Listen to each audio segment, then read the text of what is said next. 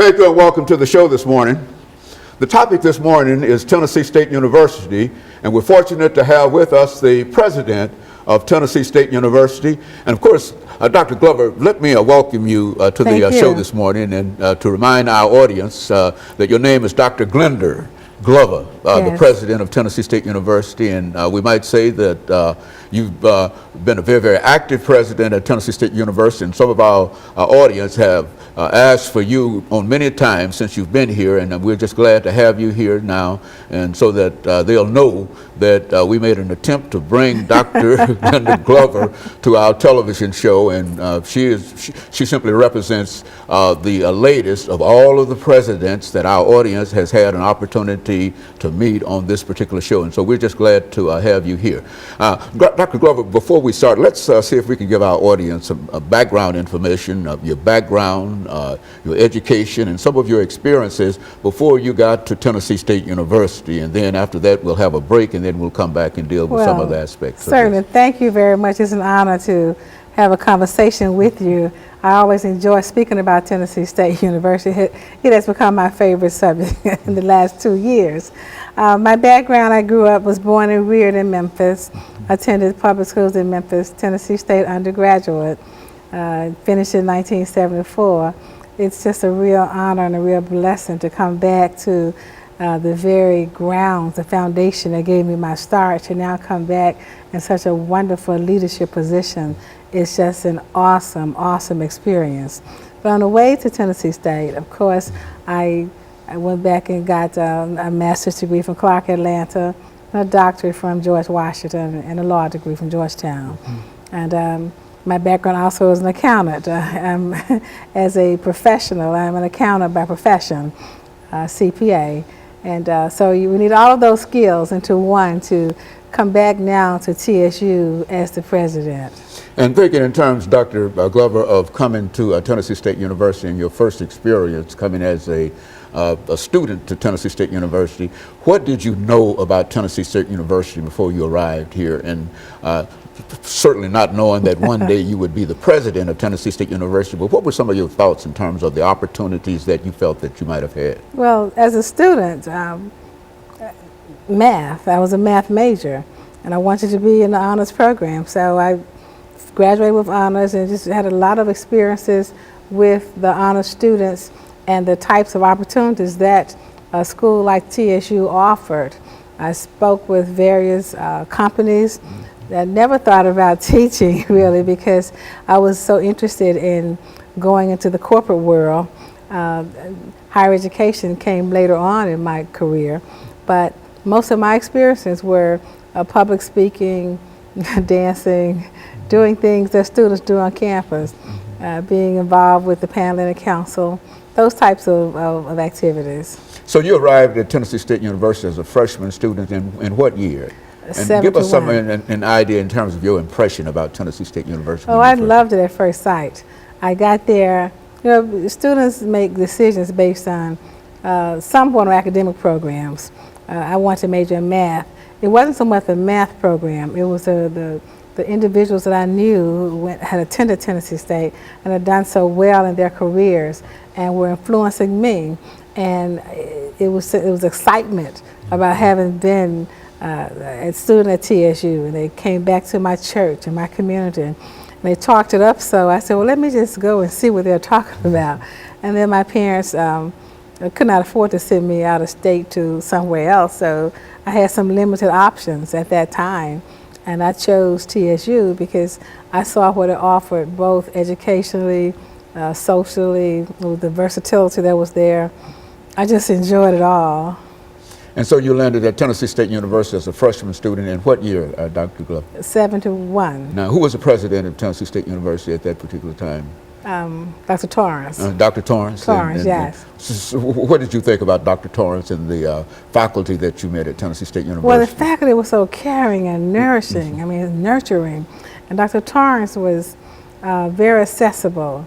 He would sit and talk with students in the cafeteria. He was very, he was easy to speak with, and he was always around. He wanted to do something that may not have been so acceptable by the standards of the faculty. He was there. You look up and he was standing right there. So he was always there. Very good. And so, Dr. Glover, we're going to take our first commercial break, and we're going to come back and deal with some other aspects of your journey at Tennessee State University. And we'll be back with our audience following this very, very short commercial break.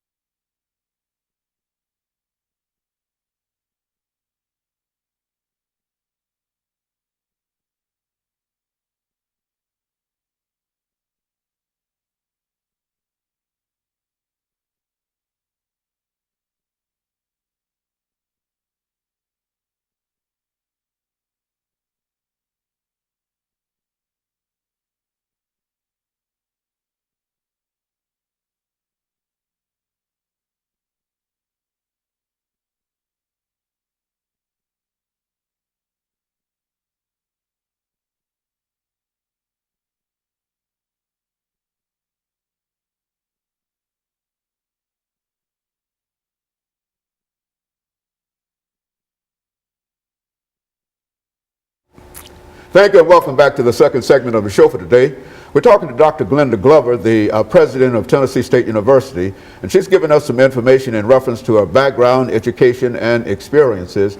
And now she will talk about coming to Tennessee State University. Some of the individuals that she met at Tennessee State University had influence upon her, and how she was able to achieve academically at the institution at a time when many people felt that these kinds of institutions were not doing what they ought to do. Talk about it from that perspective. Well, from an HBCU perspective, the first thing I had to decide was, am I going to attend HBCU, yes or no? So I made that decision that I wanted to attend HBCU, Historically Black College, and then Tennessee State rose to the top of the list. And then coming here, I met so many wonderful individuals, the faculty, staff. Of course, I have five that always come to mind. Of course, two are deceased now, the two Gassaway sisters, Dr. Sadie Gassaway and Dr. Pearlie Gassaway. But the Williams, Dr. McDonald Williams and Jamie Williams. They've both been in that seat. Yes, they now live in Atlanta. And they were so tremendously influential in my life, in my career. I called them as I was doing my inaugural address. I called her and had her assist me with doing some research on it. So I still talk to them quite frequently. In fact, their daughter-in-law is one of my close friends. And of course, Barbara Merle was there as, she was the vice president, the first vice president, female in the whole system, the TSU, the TBR, Tennessee Board of Regents system. So she's become, she was a close friend of mine too. So those were some of the folk who were influential while I was at TSU, and who are still living and having fun, not about to do anything, they're not even sick at all. So those were some of the wonderful mentors that are very, very influential to me. Have you thought about being the president of Tennessee State University now and sort of incorporating some of the things that you learned under their leadership in reference to dealing with faculty and staff and students now? Has that had any impression on you at all? Well, the fairness aspects, you pick up in the fairness and you want to make sure you operate with a strong sense of integrity at all times. Well, I noticed that there was an element of fairness about Dr. McDonald Williams in our honors programs classes, and he was no nonsense. He was, so those are the kind of things, the strict love that, some folk call it tough love, but there's a strictness that you apply as you love and mentor students. So I saw that then, and I see it now in many of the faculty that we have, which is a good thing. And it's very encouraging in terms of being able to replicate that kind of attitude that they had toward your students now. It is, and then you apply some of your own characteristics and traits that you've picked up, in the business world. Being a CPA and being a lawyer and an educator, those three work so well together as you at the top leadership position, because you see things with a bigger picture in mind, and you're able to dissect mentally much quicker. So, and I find myself analyzing the smallest the smallest sentence that's brought to me when it comes to finances. So that is very important because, as you know, many of our universities are looking for additional funds. So we have to make sure you can quickly make decisions about how to best employ the funds that we have. And you think that the very fact of you being an accountant as well as a lawyer helped to enhance your ability to be able to deal with some of the Oh, problems that absolutely, absolutely. As an auditor, I know that most problems are not so much from breaking the law or misappropriating or doing acting in an inappropriate manner, is not knowing the rules in the first place. I think the legal profession has made me learn how to read rules and laws more closely and understand them much better. And of course, the accounting profession, which is the language of business, so it made me understand business and the business aspects of being a president. And so all of those things really came together for you coming to Tennessee State University as the president of Tennessee State University. What did you think in terms of first being selected and then finally selected as president of the Tennessee State of the United States? That you might stand there, but what did you think in terms of when that happened to you? That it was so much excitement in my family because it was a process that took I would say about 2 or 3 months, going through the interviews and meeting various people and getting feedback from the campus, the students, the Board of Regents who ultimately made the selection and took the vote. So I was very pleased and honored to come back now and lead the university that gave me my start. I mean, there's no greater honor, no greater blessing than when God calls you back home. And there you were at Tennessee State University, selected as the president of that great institution, now to move that institution forward. And you are moving the institution forward according to everything that we see in the newspaper and everywhere else. And when we come back, when we have our second commercial break, what we'd like for you to do is to think in terms of how you are moving the university. That is, some of the Definitely. principles that you've laid down, and we might, I think in some instances, refer to them as challenges and opportunities. Sure. And recognizing that. And that's what we want to talk about. I think that I've heard you on many occasions lay out 5 or 6 points in terms Sure. of what you're trying to do in terms of enrollment and et cetera, et Yes. cetera. And so that's, I think that our audience would be really concerned in terms of hearing that kind of information and about how you are working hard in a real sense to make sure that students have opportunities, even those students who somehow might not have been doing the things that they ought to do to have that opportunity, but there you Exactly. are.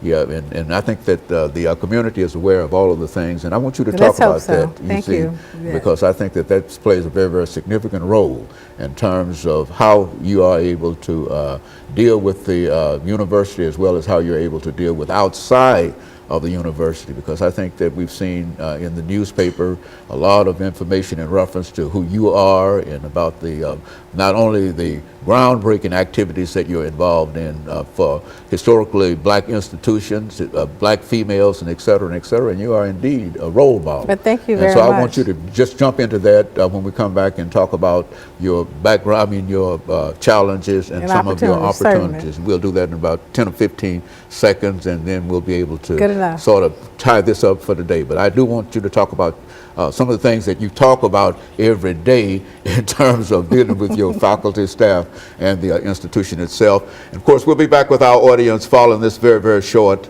commercial break.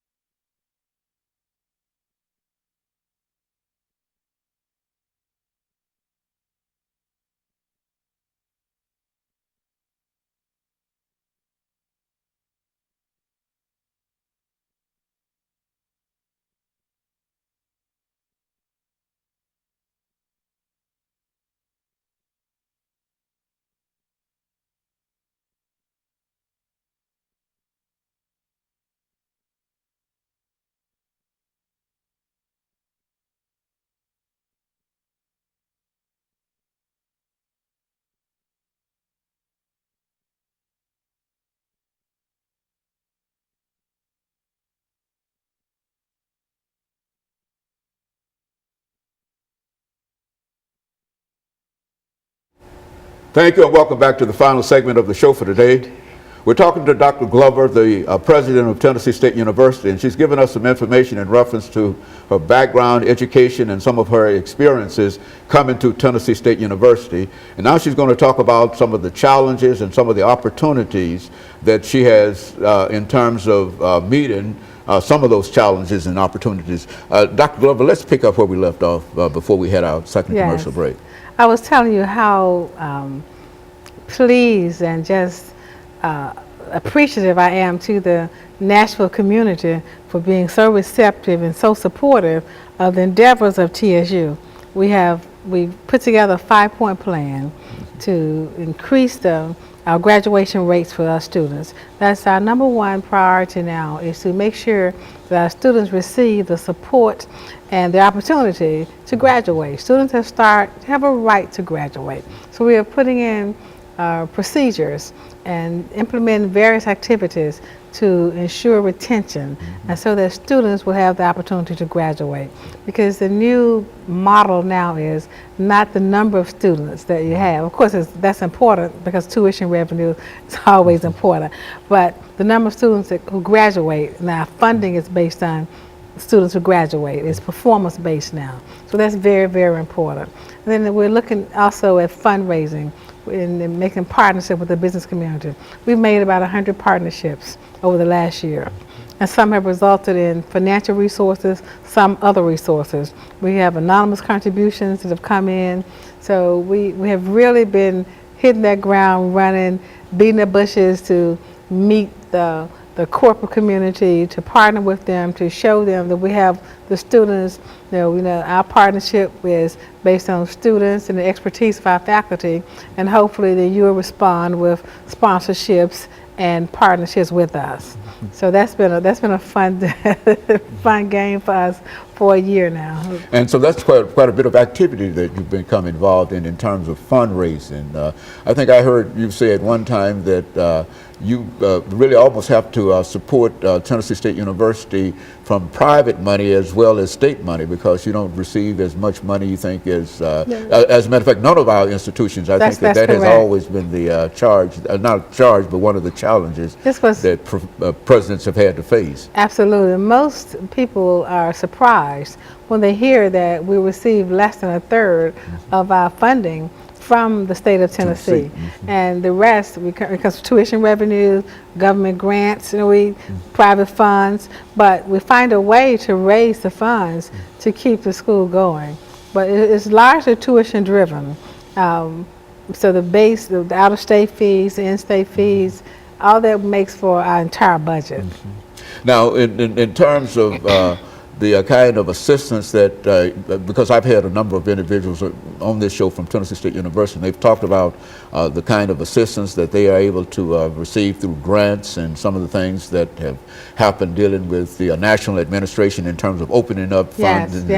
Has Tennessee State University received any of those funds in reference to that? Well, we write a lot of grants, and yes, to date, I would say we received almost $40 million in funding from the federal government, the federal and state government, largely federal. And we spent a lot of time on the Hill in DC, talking to the various agencies, agriculture, treasury, health. We're talking to them, partnering with them to present the new programs that we have, the flagship programs, and the expertise of the faculty and staff, so that they will feel comfortable partnering with us and know that if they do bring us on as one of their partners, and they can sleep at night knowing that we'll get the job done. I think one thing that is noticeable, that there are a number of buildings that are going up on the campus at Tennessee State University. Why don't you make some statements in reference to all of that activity that's happening in the agricultural area and some of those other buildings, that big, fine athletic facility that you've got there. Why don't you make some statements? We have a new, that was the athletics building, the indoor-outdoor facility, practice facility. We also we're going to have a ribbon cutting probably next month, probably April. This is still February, and the new agricultural building that was just finished. So that was funded by USDA. So we're really proud of that. And we're looking at some more buildings down the road, a new nursing building. This is, as oddly enough, or thankfully enough, this is TSU's time on the funding cycle. It comes around every 9 or 10 years. So this is the year that TSU receives funding. So we're on the schedule this, probably end up being next year, but we're looking at a new nursing facility and perhaps another part of our education building to house a new STEM program, an education STEM program where we train teachers to teach students about math and science in 3rd, 4th, and 5th grade. So we're really excited about that. That STEM program, I've heard a lot about that program and engineering and all of all these other activities, and the idea is to increase the number of graduates in these areas. We want to, the whole STEM initiative across the country is to increase the number of African American graduates in the sciences and technology and engineering and math, because that number is woefully low. And with the added emphasis from the President Obama on down to the high schools, we're trying to emphasize the STEM areas to get the analytical thinking, the strategic thinking, the thought processes to help as we increase our national scores on exams. Tennessee recently was rated the most improved state in K through 12. So that was very, very impressive and very phenomenal for Tennessee, and we were pleased to quote that statistic everywhere. But we're looking at how can we as TSU help to improve the educational status of our state and of course our country, because there's an educational crisis across the country, there's no secret. So we believe teaching STEM and math early, we're training teachers on how to teach STEM, math and science very early. It's one of the ways to assist us, and then going to a Common Core curriculum where those standards will assist us in getting our students what they need as far as developing the types of the knowledge and the skill set, the basis they will need to know. So we're excited about some of the new paradigms that's coming about in education, K through 12, that will feed into higher education. You know, there's one question that I always raise whenever we have a person from Tennessee State University, and that has to do with the lottery funds. Are you receiving any of that lottery money from the state? Well, I mean, from the lottery? No, none to speak of. You're not receiving enough of it, I would imagine. Yeah, I'm not sure we're receiving any of it. I mean, it's not enough to speak of and make a point about. Very good. Well, I can certainly appreciate that. So in a real sense, you're sort of optimistic in terms of the possibilities that that you face in terms of bringing more resources. Oh, it's unimaginable. We made so many partnerships, and we're talking to more companies by becoming engaged and understanding what TSU offers, and especially in the Nashville and Davidson County area, because TSU belongs to all of us. It belongs to Nashville, it belongs to the state of Tennessee, it belongs to you and me, it belongs to all of us. So we're selling TSU to the community, that we're no longer this university that's on a hill in North Nashville. We're out there meeting the needs of the business community. What the business community needs from Tennessee State is to be a fine academic partner and produce ready-to-employ graduates, and that's what we're striving to do. And you've got a nationally known education program and engineering program and nursing program and et cetera, and so you're really ready to move forward. And that's true. When people say, what is your flagship program? I have to brag and say they're all flagships. I mean, the engineering, health sciences, agriculture, business, liberal arts. There are so many flagships until it's difficult to say that you can single out one or two. And so you're really excited, Dr. Lovely. I'm excited. The alumni. I'm so excited about the excitement that's around me. I'm going to visit many of the alumni chapters, and that excitement is rubbed off. I gave them a challenge to meet a $50,000 challenge, and some have already met that challenge.